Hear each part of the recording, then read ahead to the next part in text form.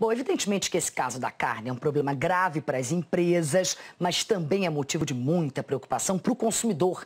E é exatamente sobre esse assunto que eu vou conversar agora com o Vinícius Zuarghi. Ele é advogado especializado em direito do consumidor. Doutor Vinícius, boa tarde para o senhor. Obrigada por estar aqui com a gente para poder responder aqui algumas dúvidas que acho que são dúvidas de todos nós consumidores, né? A gente sabe que, pelo menos aqui no Brasil, fazer recall de alimento não é nada comum. Tem até o levantamento que foi feito hoje pelo jornal o Globo, que diz que foram pouco mais de 3 milhões de produtos em 5 anos. Por que é tão complicado assim um recall nesse tipo de produto? É evidente que a gente está falando de um produto perecível, né? Mas o problema é, por que é um produto perecível? É importante, acho que a gente tem em mente que recall, infelizmente no Brasil, ainda é algo visto de uma maneira muito negativa, né? Se pegarmos mercados mais maduros, como os Estados Unidos, a gente percebe que lá o recall é uma coisa muito frequente e é visto com bons olhos. Eu acho que isso é uma coisa que nós no Brasil precisamos melhorar. O recall tem que ser enxergado como uma coisa positiva, porque o recall busca retirar do mercado aquele produto que é inseguro, aquilo que faz mal à saúde. O recall de alimentos, ele realmente é atípico, né? No Brasil nós temos poucos casos, e porque ele detém uma série de especificidades, né? Começa justamente pelo fato dele, geralmente, no caso aqui da carne, é perecível, mas nem sempre, né? Porque a carne pode ser inclusive congelada, mas por ser, via de regra, produto perecível, né?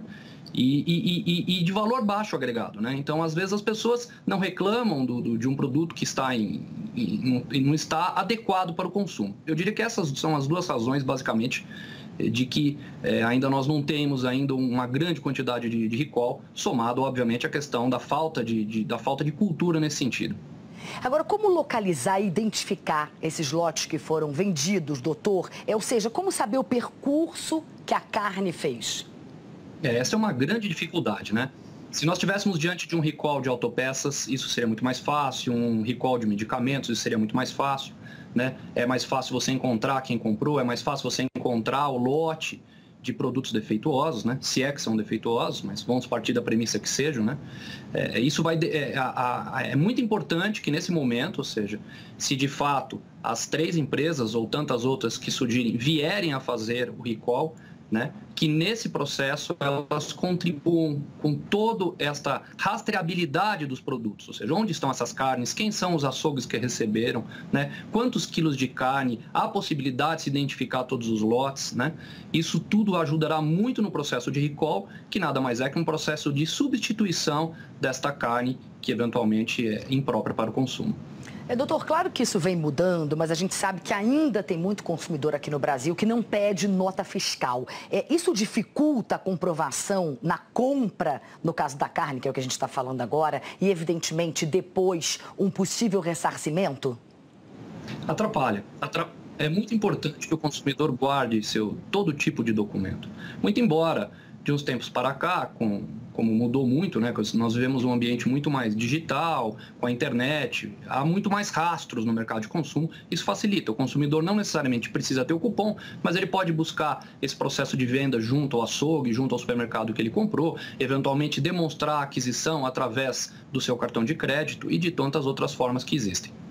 Como o senhor bem disse, né, o recall aqui no Brasil ainda é visto com certo preconceito, diferente do que acontece, por exemplo, nos Estados Unidos. Agora, a partir do que aconteceu com a carne, a partir de agora, o senhor acha que o consumidor vai começar a ter uma outra postura em relação aos produtos que ele compra? Foi, na verdade, um aprendizado para todos nós, consumidores? Eu acho que sim. Eu acho que a questão do recall, inclusive, tem sido um aprendizado desde o surgimento do Código de Proteção e Defesa do Consumidor, que é justamente o marco legal que determina, né, a possibilidade do recall. Né? Nos inícios dos anos 90, a visão era muito ruim. Agora temos uma outra cultura com relação ao recall. Eu acredito... Desculpa, pode concluir esse seu raciocínio. Eu acredito, inclusive, que porque assim, há uma necessidade não só dos consumidores, é importante esta maneira como os consumidores estão enxergando essa questão, e é importante que os fornecedores também vejam o recall como uma coisa altamente positiva. Eu costumo dizer que ter problema é algo, infelizmente, sociedade de consumo.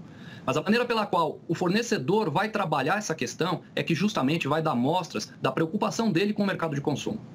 Doutor Vinícius, muitíssimo obrigada por tirar essa dúvida, como eu disse, né, no começo da entrevista, que acho que é de todos os consumidores brasileiros. Boa tarde.